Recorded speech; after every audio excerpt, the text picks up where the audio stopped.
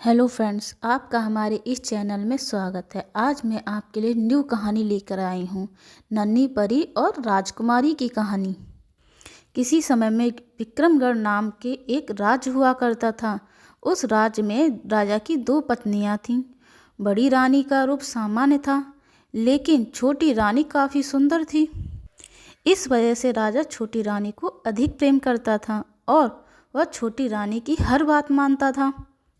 एक दिन छोटी रानी ने राजा से बड़ी रानी की कंप्लेंट कर दी। राजा बड़ी रानी से नाराज हो गया, जिससे वह दुखी होकर बड़ी रानी महल छोड़कर जंगल की तरफ जाने लगी। रास्ते में एक नदी पड़ी, जिसके किनारे पर एक अनार का पेड़ था।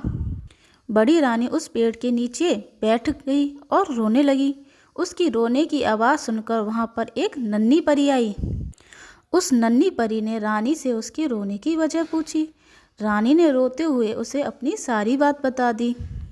बड़ी रानी की बात सुनकर नन्ही परी ने कहा, इस नदी में 3 बार डुबकी लगाकर स्नान कर लो, फिर इस अनार के पेड़ से एक अनार तोड़ लो। ऐसा करने से तुम भी रूपवान हो जाओगी, लेकिन मैंने जितना बताया सिर्फ उतना ही करना, न इससे ज़्यादा करना, न इससे कम करना। ऐसा कहकर नन्ही परी वहाँ से गायब हो गई। इसके बाद बड़ी रानी ने परी की बात मानते हुए वैसा ही किया। रानी ने जैसे ही नदी में पहली डुबकी लगाई तो उसका रंग पहले से साफ हो गया। दूसरी डुबकी लगाने पर रानी का शरीर पर सुंदर कपड़े और गहनों से सज गया। तीसरी डुबकी लगाते ही रानी के बाल लंबे, घने और मुलायम और सुंदर हो गए। अब बड़ी रानी बहुत ही सुंदर हो गई थी। इसके बाद जैसा नन्ही परी ने कहा था, नदी में 3 डुबकी लगाने के बाद रानी ने अनार के पेड़ से एक अनार तोड़ लिया। अनार को तोड़ते ही अनार फूट गया और उस अनार के सारे बीज सैनिक बन गए।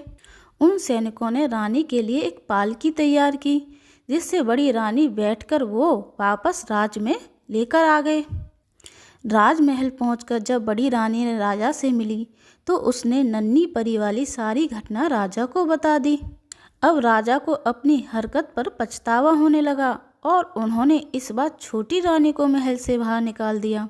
जब बड़ी रानी राजा को नन्ही परी के बारे में सारी घटना बता रही थी तो छोटी रानी छुपकर ये सारी बातें सुन रही थी।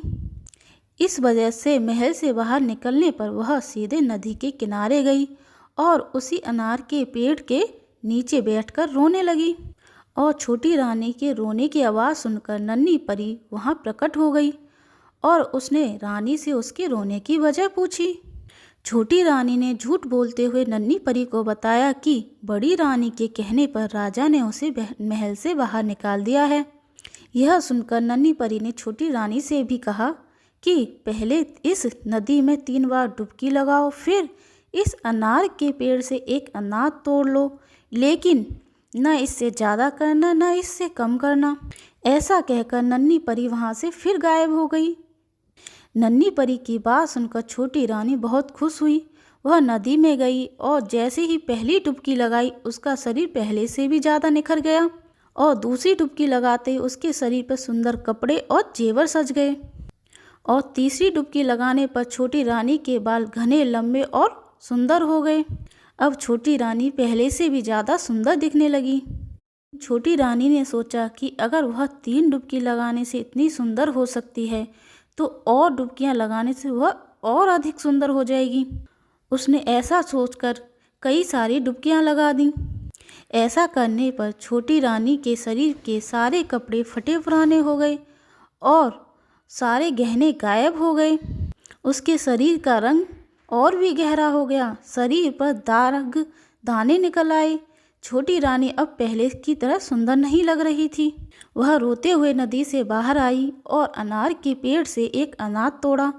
अनार तोड़ते ही वह फूट गया। उसमें से एक सांप निकला और वह छोटी रानी को खा गया।